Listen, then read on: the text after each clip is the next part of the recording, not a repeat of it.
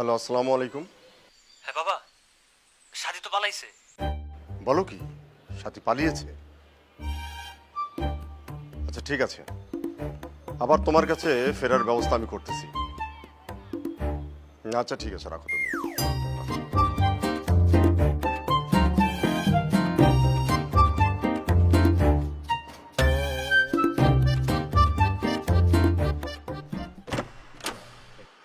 হ্যাঁ হ্যালো বন্ধু।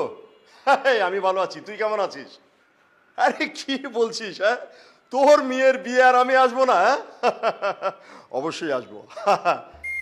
হ্যাঁ, কি বলছিস? আগের দিন মানে অনেক আগে চলে আসবো। আরে তোর মেয়ের বিয়েতে আমরা নাচবো, গাইবো, আনন্দ ফুর্তি করবো, কি যে করবো না আমি বুঝতেই পারছি না।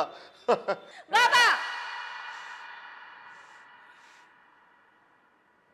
তোমার মেয়ে 7 দিন ধরে বাসায় নেই, তোমার মেয়ে কিডন্যাপ হয়ে আছে, তোমার সেদিকে খবর নাই, আর তুমি আছো বন্ধুর মেয়ের বিয়ে নিয়ে।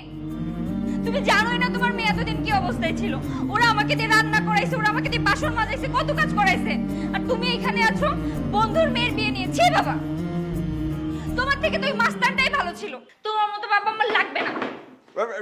সাথে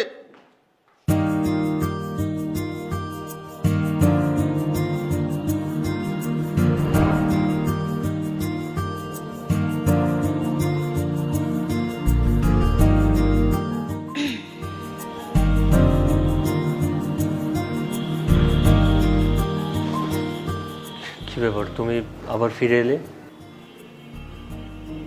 হ্যাঁ, আমি তোমার প্রস্তাবে রাজি। আমি তোমাকে বিয়ে করতে চাই। আমার মতো একটা গুন্ডা ছেলেকে বিয়ে করবে? আমি জানি তুমি খুনি নও, এটা আমি এখন বুঝতে পারছি যে ওগুলা তোমার সাজানো নাটক ছিল।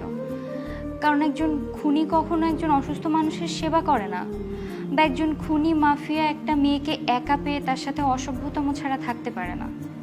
কারণ আমার বাবাকে কেউ ফোন দিয়ে যদি 1 কোটি টাকা দাবি করতো আমার মুক্তিপণের জন্য, আমার বাবা তো পাগল হয়ে যেত আমাকে উদ্ধার করতে। আমি তো বাসায় যেই বুঝে ফেলছি এগুলা তোমাদের দুজনের সাজানো নাটক ছিল।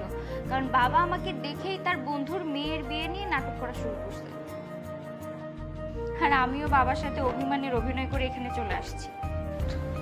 তার মানে তুমি সবকিছু জানার পরেও আমার কাছে ফিরে এসেছো? কোনো অভিযোগ নেই? না, কোনো অভিযোগ নেই।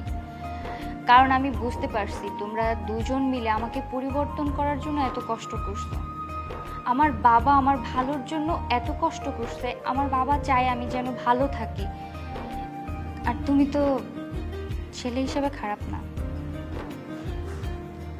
তোমার বাবাকে জানিয়েছো তোমার সিদ্ধান্ত? বাবাকে বলতে হবে কেন? বাবা যদি জানতে পারে যে আমরা দুজন বিয়ে করেছি তাহলে তো বাবারও বেশি খুশি হবে। চলো আমরা বিয়ে করে ফেলি। এই যে, এতক্ষণে তোমরা যে সিদ্ধান্তটা নিয়েছো একদম পারফেক্ট সিদ্ধান্ত। তোর উপর আমার একদম ভরসা নাই। তোর মতিগতি যে কোনো সময় চেঞ্জ হয়ে যেতে পারে। এই জন্যে এখান থেকে সোজা কাজী অফিস, বিয়ে কমপ্লিট, তারপরে বাসা। বাবা,